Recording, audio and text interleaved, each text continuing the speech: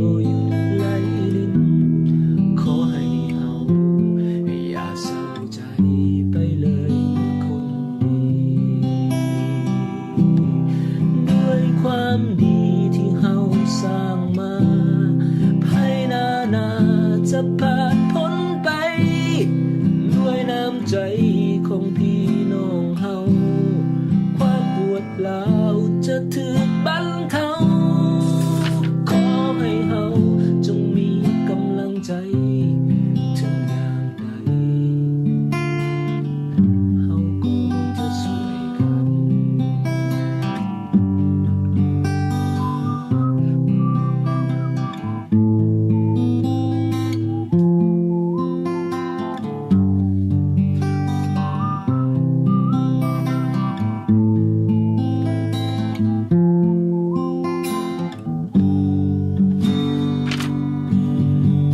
ความดี